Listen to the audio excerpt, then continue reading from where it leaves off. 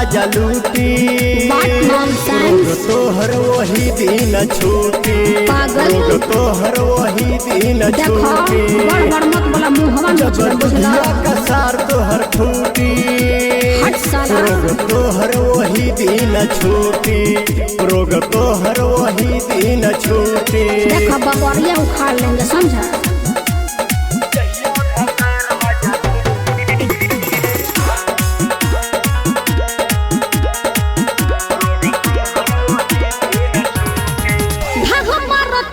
चढ़ल जवानी मजा लुटत बात किया हो, मजा में धर के सुतत बानी सारी सारी रतिया हो। भाड़ा पे रखल भतारी बबनी वही काम चलाई हो, मनवा के सरदा तोहर रोजऊ पुराई हो।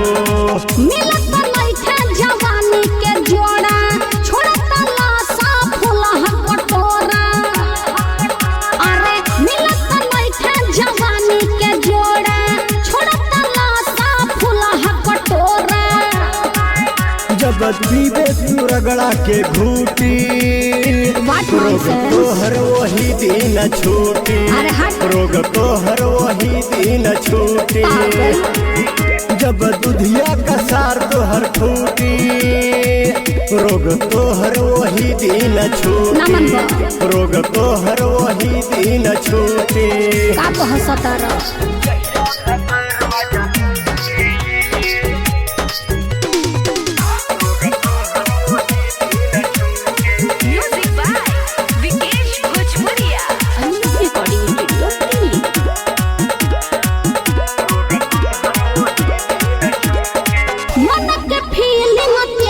हो जाला भीग जाला बिछवना हो, रात भटू पूरा टूकू रता के दोनों मोर खेलवना हो।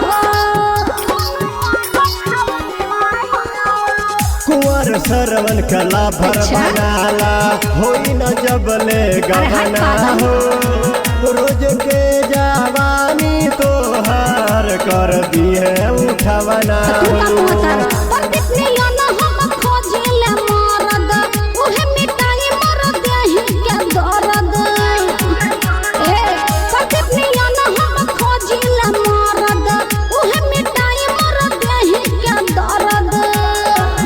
जब दिया रोज रोज बूती, रोग तोहर वही दिन छूटी, रोग तोहर वही दिन छूटी, जब दुधिया का सार तोहर फूटी, रोग तोहर वही दिन छूटी, रोग तोहर वही दिन छूटी। Recording studio.